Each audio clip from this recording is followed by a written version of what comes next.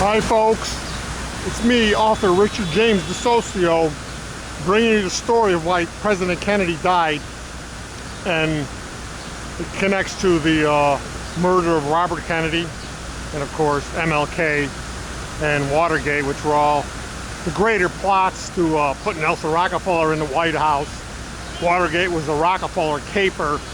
Don't forget, Watergate allowed Watergate and the Washington Post put that Rockefeller monster just one step away from the White House.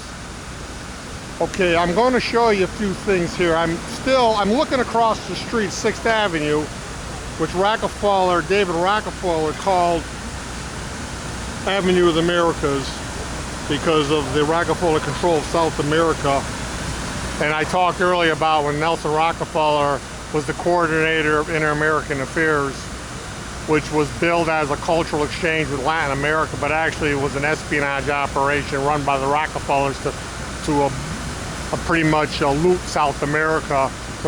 Nelson Rockefeller ended up at 4 ranches. One was 1.5 million acres, which became part of their cattle oligarchy, beef raising oligarchy, but that's another story. But I'm looking here at Radio City Music Hall. Now, if you watch Fox TV, they beam this to you all day long. It's really beautiful here. But this actually, Radio City, if actually, I'm going to move the camera a little bit here. I'm going to move the camera here a little bit, and you're going to see a sign here. Maybe even bring it in a little bit. And it says Jimmy Fallon, right? I don't watch too much TV, so if I sound ignorant of television, it's because it's just pretty much propaganda of the Rockefellers. But I'm going to pan the camera upward here.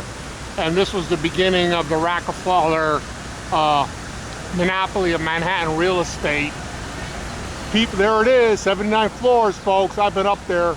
There's a famous picture there. You can take a picture with Empire State. You can look out the window and see the Empire.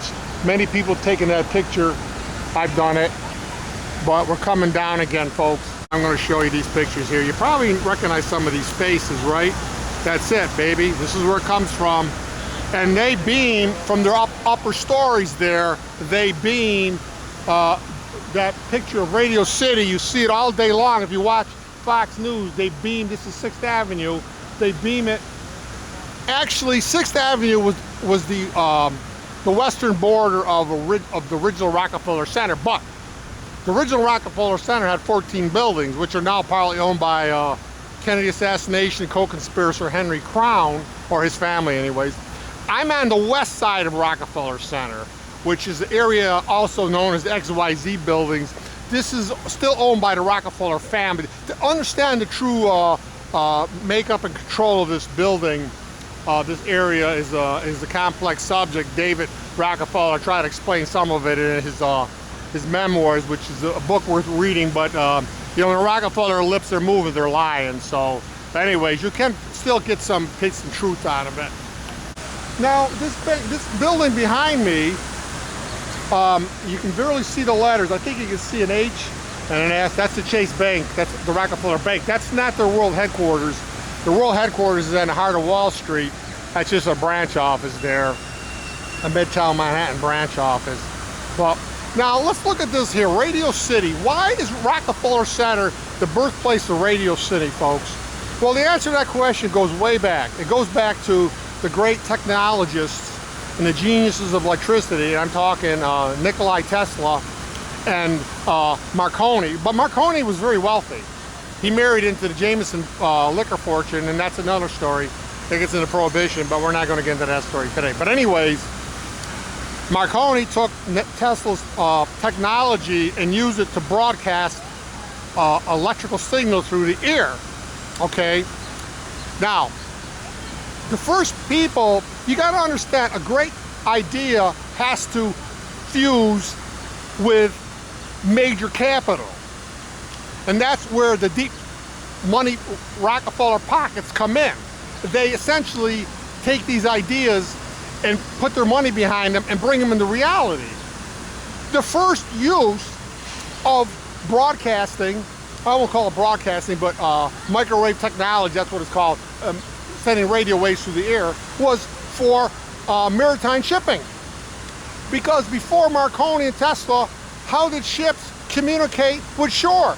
Carrier pigeons? They couldn't communicate with them until broadcast radio came along. And so the Rockefellers owned the biggest ships a fleet of ships in the world.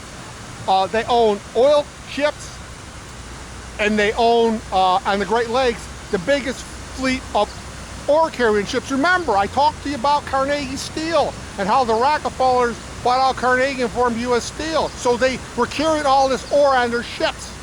So they needed to communicate. So that's why they jumped into this new technology. Now, one of the partners, original partners of NBC, and now we're going over here. Here's the NBC headquarters, which is the original Rockefeller Center building. That's one of their partners in forming NBC, which was the first using radio to broadcast, was United Fruit Company. Well, why would a fruit company invest in radio or the startup of radio? Well, United Fruit Company has one of the biggest fleet of ships in the world. They bring in what? Bananas and oranges, all kinds of fruit on their boats. So it was a natural marriage, United Fruit Company and the Rockefellers. And United Fruit Company ties to the overthrow of Castro and the overthrow of Guatemala, or the attempted overthrow of Castro, actually. They failed to overthrow Castro, but they did overthrow the government in Guatemala. And this is why these companies merged. And also, one of the other co-founders of NBC was Westinghouse, George Westinghouse, who invented the pneumatic brakes for trains. And that benefited the Vanderbilts greatly. And then he had the capital and he backed Tesla. And then Marconi got the idea to use Tesla's electrical broadcasting, or I shouldn't say broadcasting, but electrical waves, putting electrical waves in the air. Marconi picked that up and said, hey, let's communicate with boats. I mean, this is why it's here. And then it evolved into television. And like I say, folks, here's NBC. Okay, I'm going to pan the camera. This is the headquarters of Rockefeller Center. And I'm going to show you that little black building there, right there. You see it? CBS headquarters, founded by William Paley, who ran MoMA for the Rockefellers. And then we're going to come over here to, we're going to pan the camera. This is all Rockefeller Center, folks. You know, people who say FBI, Hoover killed Kennedy, tell me what 40 acres of Manhattan real estate did J. Edgar Hoover control? What chain of corporate oil giants? What banking empire did J. Edgar Hoover own? Nothing. He was nothing but a paranoid lackey of the Rockefellers. He lived a life of paranoia. Okay, there he is. There's Fox, the three biggest networks. Now ABC was moved up into up by Columbus Circle, which was remodernized by John Rockefeller III. And of course, ABC is a pipsqueak broadcaster, which was started by NBC to create some kind of competition, very similar to the so-called breakup of Standard Oil, which never was much of a breakup, but the American people swallow that garbage. But that's another story. But anyways, I just want to say one more thing, that I mentioned Carnegie and I mentioned his involvement with the Rockefellers and the Rockefeller Foundations. Much of this land was originally held by Columbia University. The Rockefeller Center started out with a 75-year lease on this land owned by Columbia University. Columbia University ran the Carnegie Foundations for Carnegie.